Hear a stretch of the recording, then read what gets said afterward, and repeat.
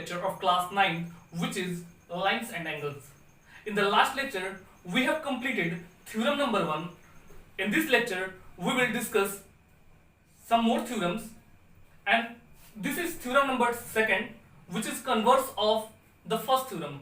The first theorem was really very important, and this is also important. So keep watching this video till the end. So now, without taking any moments, let's start.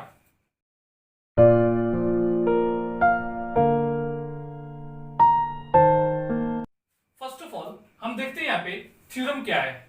Theorem ये है, if the sum of two adjacent angles is 180 degree, then their non-common arms are two opposite rays.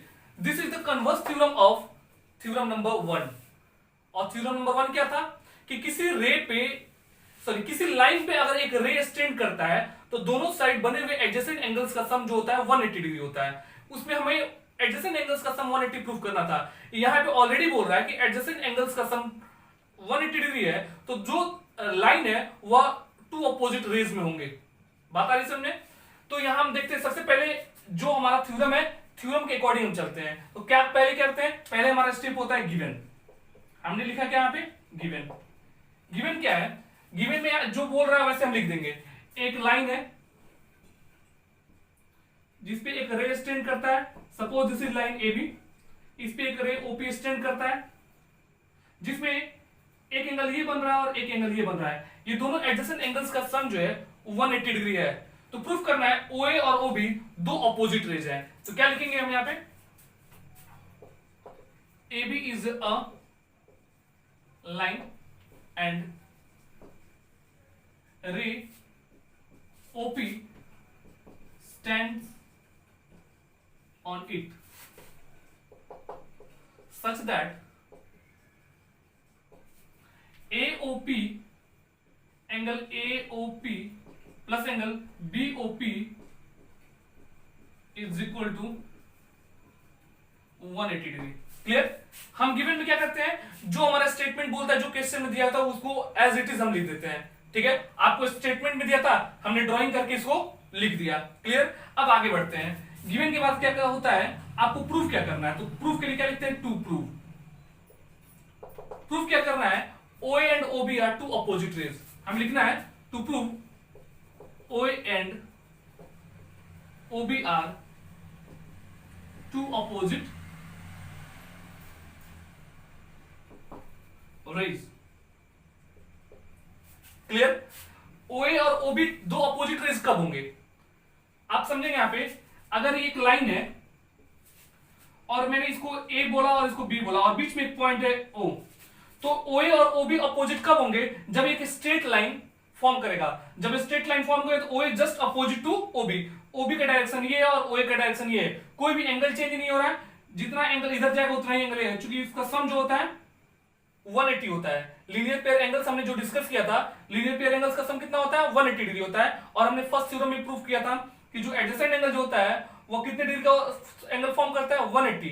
और अगर एक line पे stand करता है और adjacent angle जो बनते हैं वो क्या बनाते हैं, 180 डिग्री बनाता है. और वो एडजेसेंट एंगल क्या होता है, अगर स्ट्रेट लाइन पे बना है तो लीनियर पेयर एंगल्स को भी फॉर्म करता है. तो हमने ये भी बताया था कि जितने भी लीनियर पेयर एंगल्स होते हैं वो सारे एडजेसेंट एंगल होते हैं, लेकिन कोई भी एडजेसेंट एंगल जो होता है लीनियर पेयर एंगल नहीं फॉर्म करता है. क्लियर? तो OA और OB अपोजिट एक दूसरे के तभी होंगे जब AOB एक स्ट्रेट लाइन होगा. और स्ट्रेट लाइन को हमें प्रूफ कर देंगे तो क्या हो जाएगा, ये हमारा जो प्रूफ करना है वो प्रूफ हो जाएगा. तो आइए उसको देखते हैं. तो इसमें आपको करना पड़ेगा एक कंस्ट्रक्शन. अब कंस्ट्रक्शन में मैंने बताया था आपको कि टू प्रूफ के बाद हम कंस्ट्रक्शन को सबसे पहले लिखते हैं. अगर कंस्ट्रक्शन हमें करना पड़े तब, तो कंस्ट्रक्शन क्या करना है, हमें कंस्ट्रक्शन करना ये पड़ेगा. हमने माना कि OA और OB जो है, थ्योरम के हिसाब से OA और OB दो अपोजिट रेज है. हमने मान लिया OA और OB अपोजिट रेज नहीं है. हमने एक और लाइन ड्रॉ कर लिया और इसका नाम ले लिया OC. हमने बोला OA और OC जो है टू अपोजिट रेज है. बात आ रही समझ में? मैंने क्या बोला, OA and OC are two opposite rays. अभी क्वेश्चन में जो दिया हुआ है कि OA और OB अपोजिट रेज है, तो हमने इसको नहीं माना, हमने बोल दिया OA और OC अपोजिट रेज है, इसलिए OC को मैंने यहां पे कंस्ट्रक्ट किया. ठीक है, तो जो मैंने किया वहां पे हम लिखते हैं. हमने एज्यूम कर लिया let OA and OB are not opposite rays. OA और OB opposite rays नहीं है, then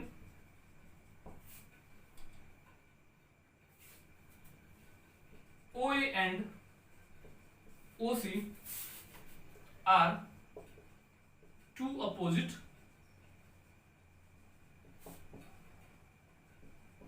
क्लियर। हमने क्या मान लिया कि OA और OB जो है, हमने मान लिया OA और OB अपोजिट रेज नहीं है, तो OA और OC क्या है, अपोजिट रेज है। हमने OA का जस्ट अपोजिट OC को ड्रॉ कर लिया, तो OA और OC क्या है, देखने में अपोजिट नहीं है, लेकिन हमने इसको एज्यूम कर लिया है कि OA और OC आपस में अपोजिट है, एक दूसरे का अपोजिट है, और अपोजिट तभी जब होंगे जब स्ट्रेट लाइन मिलेगा। लेकिन हमने क्वेश्चन को गलत प्रूफ कर दिया यहाँ पे कि क्वेश्चन जो बोल रहा है वो गलत है, और हमने खुद का जो परसेप्शन है उसको यहाँ पे मैंने पुट कर दिया। तो मैंने मान लिया कि OA और OC आपस में अपोजिट है, और वही उसी बात को मैंने यहाँ पे कंस्ट्रक्शन में लिख दिया। अब इसके बाद क्या आता है, प्रूफ करना होता है। आइए प्रूफ देखते हैं। यहाँ पे क्या है, जो रे OP है वह AB पे स्टैंड करता है, तो एंगल AOP प्लस BOP क्या देगा आपको, 180 देगा। लेकिन हमने OC को ड्रॉ कर दिया इस तरीके से कि AO और OC क्या है, एक दूसरे का अपोजिट है। इट मींस AOC एक स्ट्रेट लाइन है, तो यहां पे अगर OP AOC पे स्टैंड करता है तो AOP प्लस POC जो होगा वो 180 देगा। यहां क्या लिखेंगे, सिंस रे OP stands on a line क्या है, AOC, ठीक है। चूंकि OP जो है AOC लाइन के पे स्टैंड करता है, therefore angle AOP plus angle POC is equal to क्या हो जाएगा, 180 डिग्री हो जाएगा। किससे, बाय लीनियर पेयर से, ठीक है। अब ये जब AOP प्लस POC जब 180 डिग्री हो जाएगा, फिर हम लेते हैं अगेन, लेकिन यहां पे क्या लिखा जा सकता है, बट हमारे पास थ्योरम के अकॉर्डिंग AOP प्लस BOP जो है कितना है, 180 डिग्री है, but angle AOP plus angle BOP is equal to 180 degree. क्या है ये, ऑलरेडी गिवन है, हमने यहां पे गिवन में लिखा भी AOP plus BOP is equal to 180 degree already है, तो इसको हमने मान लिया इक्वेशन 1 और इसको मान लिया हमने इक्वेशन 2। जब ये दोनों आपस में इक्वल, तो ये दोनों भी आपस में क्या होंगे, इक्वल होंगे। From equation 1 and 2, from equation 1 and 2, 1 और 2 से क्या होता है, जब ये 180 आपस में इक्वल, दोनों ये भी आपस में क्या होंगे, इक्वल होंगे। तो लिख सकते हैं हम AOP plus angle POC will be equal to angle AOP plus angle BOP। अब देखिए यहाँ पे AOP कैंसिल हो जाएगा, दोनों साइड है, तो क्या बचेगा आपको, angle POC is equal to angle BOD। Clear. अब सर BOP,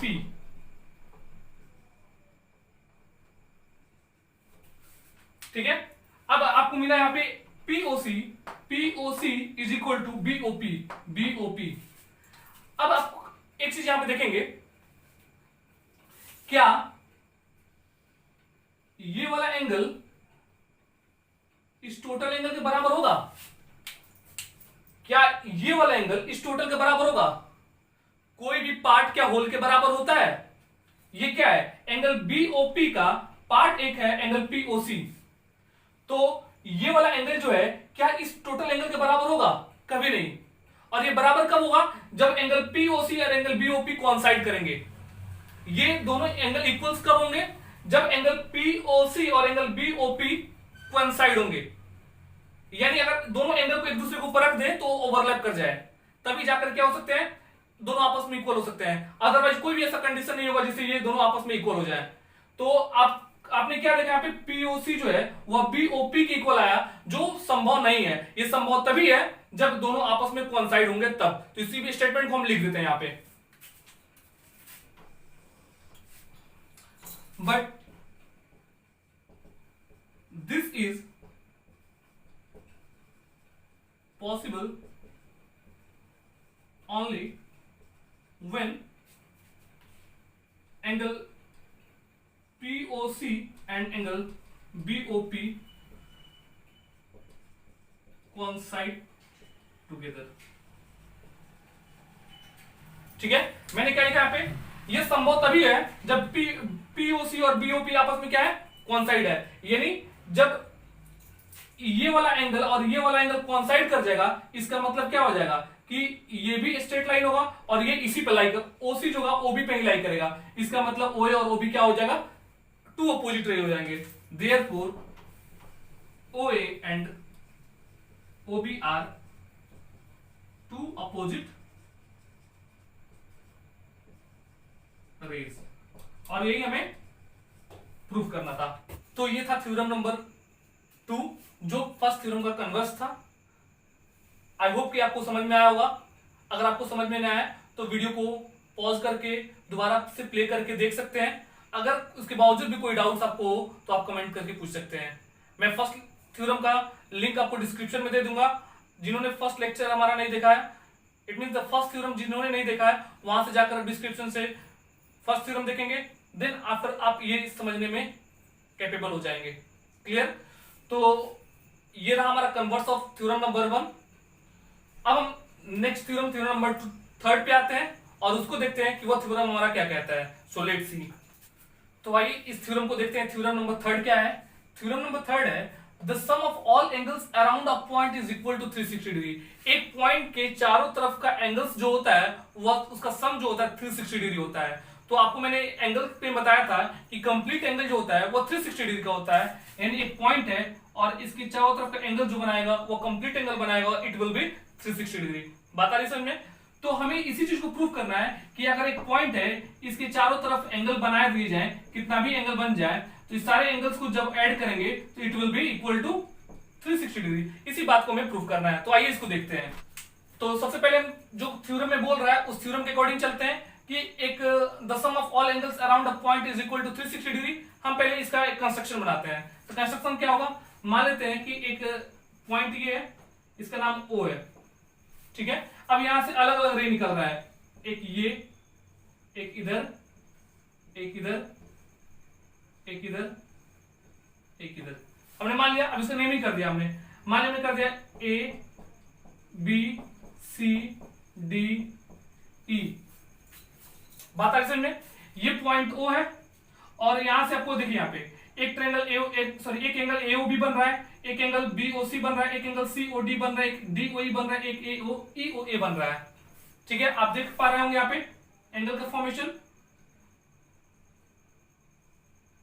क्लियर? अब हमें प्रूफ करना है सारे एंगल्स का सम जो है 360 डिग्री है। पहले जो गिवन है हम उसको लिखते हैं।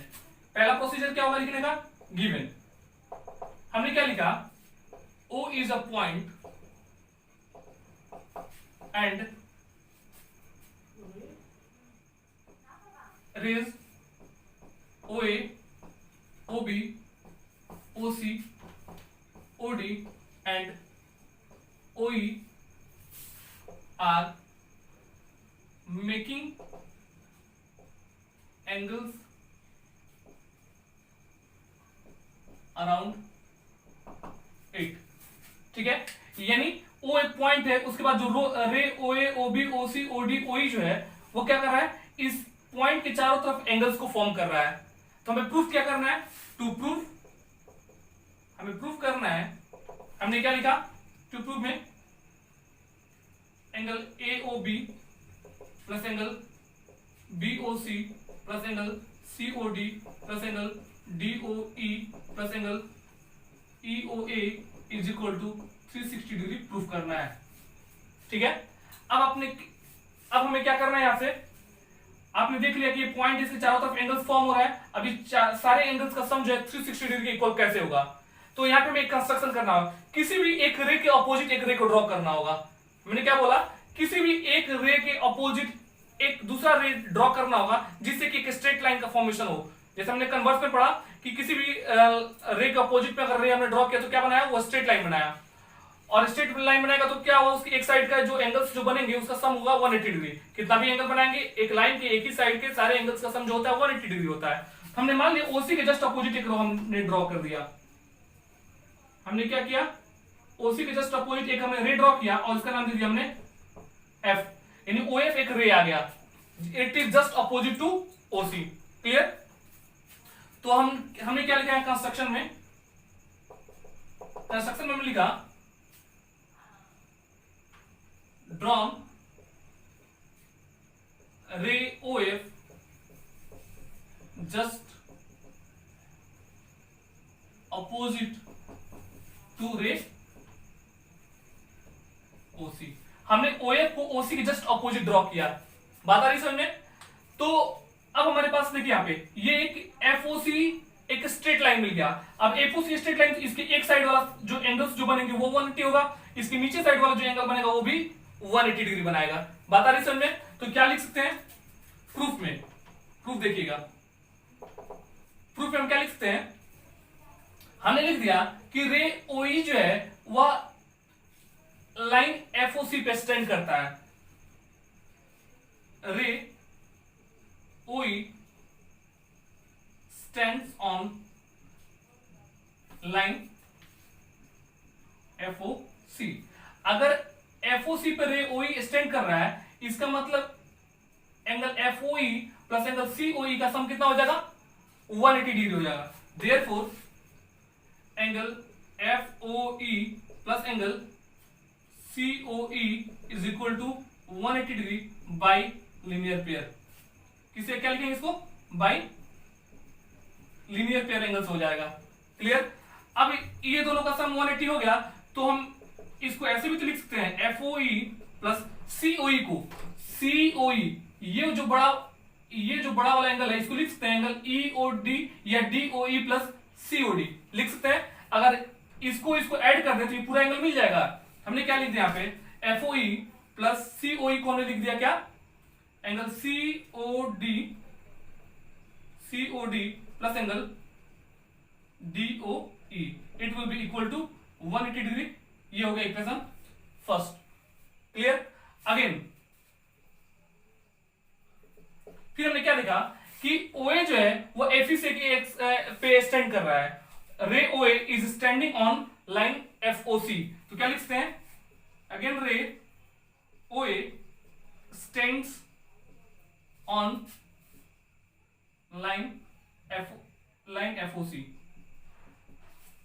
जरूरी नहीं कि आप ओए जो मैं ले रहा हूं वही आप ले, आप ये भी ले सकते हैं ओबी जो है एफओसी पे स्टैंड कर सकता है। मैंने यहां पे ओई लिया है तो जरूरी नहीं कि आप ओई लेंगे, आप यहां पे ओडी ले सकते हैं। और it is also not necessary कि जो मैंने नेमिंग एबीसीडी ईएफ किया है आप यही नेमिंग करें, आप कोई भी नेमिंग कर सकते हैं। यहां पे बात आ रही समझ में? तो मैं बस समझाने के लिए आपको ऐसा नेमिंग करके बता रहा हूं जो आपके लिए इजी होगा। क्लियर? तो आप अपना कॉन्सेप्ट क्लियर करेंगे, इसको 1 2 3 बार जरूर बनाएंगे जिससे कि आपका कॉन्सेप्ट अच्छे तरीके से क्लियर हो सके। ठीक है? तो आइए देखते हैं यहां पे हमने क्या लिखा, रे ओए स्टैंड्स ऑन लाइन एफओसी। ओए जो है एफओसी पे स्टैंड करता है, देयरफॉर इसको क्या लिख सकते हैं, एंगल एफओए या AOF plus AOC is equal to 180 degree by linear pair. ठीक है? आपने क्या देखा यहां पे, ये एओएफ प्लस एओसी जो का वो क्या देगा, 180 डिग्री देगा। क्योंकि अगर ये स्ट्रेट लाइन है और ये इस पे स्टैंड करता तो ये वाला एंगल और ये तो कंप्लीट एंगल क्या बनाएगा, 180 डिग्री एंगल बनाएगा। और इसके बाद क्या है, इसमें एक लाइन ये ड्रॉ किया है, रे ड्रॉ हुआ है, तो यहाँ पे 2 एंगल में डिवाइड हो जा रहा है। तो हम अगर इस टोटल एओसी को क्या लिख सकते हैं, angle AOB plus angle BOC भी लिख सकते हैं। ठीक है? बात आ रही समझ में? तो मैंने क्या लिखा यहाँ पे, एंगल एओएफ जो है एज इट इज रहा, एओसी को हमने लिख दिया angle AOB plus angle BOC is equal to 180 degree. This is equation 2। Clear? अब क्या करते हैं, यहाँ पे दोनों इक्वेशन को ऐड करते हैं। तो हमने क्या किया, by equation 1 plus 2 we get, हमने दोनों इक्वेशन को ऐड किया। तो ऐड किया तो क्या मिला हमें, यहां देखेंगे आप, आपके पास पहला इक्वेशन ये है और दूसरा इक्वेशन आपका ये है, तो ऐड कीजिए। तो ऐड हमने किया तो ये हो गया angle F O E plus angle C O D plus angle D O E plus angle A O F plus angle A O B plus angle B O C is equal to 180 plus 180, 180 plus 180। यहां पे आपने देखा यहां भी 180 है और यहां भी 180 है। जब इस साइड वाले ऐड होंगे तो ये दोनों भी साइड वाले ऐड होंगे आपस में। क्लियर? अब क्या हमने देखा, एफओई ये तो यही रहा, एफओई और एओएफ को एक साथ हम कर लेते हैं। एंगल एफओई प्लस क्या है यहां पे, एओएफ यहां पे एंगल एओएफ हमने एक साथ कर लिया, कोई दिक्कत नहीं। यहां पे सीओडी जो है हमने उसको एज इट इज लिख दिया, COD plus DOE plus BOC. हमने क्या किया, एक साथ लिख दिया, सीओडी लिख दिया हमने, डीओई लिख दिया हमने, एओबी हमने नहीं लिखा, प्लस एंगल एओबी। ये क्या देगा आपको, 180 प्लस 180 360। अब आप देखेंगे यहां पे एफओई प्लस एओएफ, इस वाले एंगल को इस वाले एंगल को ऐड करें तो ये कंप्लीट एंगल मिलेगा, इसको डायरेक्ट एओई लिख सकते हैं। हमने क्या लिख दिया यहां पे, angle AOE plus angle COD plus angle DOE plus angle BOC plus angle AOB is equal to 360 degree. अब क्या करते हैं, इसको थोड़ा सा अरेंज कर देते हैं। अरेंज करने में क्या होगा, सबसे पहले हमने जैसे लिखा है यहाँ पे, आप वहां भी छोड़ेंगे तो भी आंसर सही है, और आपने जो यहाँ पे टू प्रूफ भी लिखा है बिल्कुल इसको इसी अरेंजमेंट में लिख दीजिए। तो क्या लिखेंगे आपको, AOB plus angle BOC plus angle COD plus angle DOE plus angle EOA is equal to 360 degree, और यही आपको प्रूफ करना था। ठीक है, तो हमने क्या देखा यहाँ पे कि इस वाले एंगल को हमने कंबाइन करके ये बड़ा वाला एंगल ले लिया, और बाकी जो एंगल्स हैं एज इट इज हमने रख दिया। ठीक है, तो इससे आपने क्या देखा कि किसी पॉइंट के चारों तरफ के एंगल्स का सम जो आया वह 360 डिग्री आया। तो by this process you will be able to verify this given theorem. Is it clear? तो इस लेक्चर में हमने दो थ्योरम को डिस्कस किया, हमने कन्वर्स ऑफ फर्स्ट डिस्कस किया, और यहां पे हमने थर्ड थ्योरम डिस्कस किया। थर्ड थ्योरम क्या है कि किसी पॉइंट के चारों तरफ के एंगल्स का जो सम होता है वो 360 डिग्री होता है, और हमने थ्योरम नंबर 2 जो था वो थ्योरम नंबर 1 का कन्वर्स था, उसको हमने डिस्कस किया। उसमें हमने क्या डिस्कस किया कि किसी लाइन पर अगर रे एक्सटेंड करता है और एडजेसेंट एंगल जो बनते हैं उनका सम अगर 180 डिग्री होता है तो जो लाइन होता है वो टू अपोजिट रेज में होते हैं। क्लियर? और फर्स्ट थ्योरम में आपका क्या था कि किसी लाइन पे अगर रे एक्सटेंड करता है तो जो एडजेसेंट एंगल्स फॉर्म होते हैं उनका सम जो होता है वो 180 डिग्री होता है। बात आ रही है समझ में? तो हमने 3 थ्योरम यहाँ पे डिस्कस किए जो काफी इंपॉर्टेंट है, जो हमारे क्वेश्चंस को सॉल्व करने में काफी हेल्पफुल होंगे। तो इन थ्योरम को आप अच्छे से समझेंगे। मैं फिर से बोल रहा हूं कि लेक्चर 2 और लेक्चर 1 का मैं आपको डिस्क्रिप्शन में लिंक दे दूंगा, आप वहां से जाकर दोनों लेक्चर्स को देख सकते हैं, और फिर आप यहाँ पे देखें जिससे आपका कॉन्सेप्ट बहुत आसानी से क्लियर हो सके। क्लियर? तो इस वीडियो लेक्चर में बस इतना ही। In the next video lecture we will meet with very important questions and you will be able to solve all those questions if you are understanding these theorems clearly. So now, till that time, stay home, stay safe, and take care of yourself. Goodbye.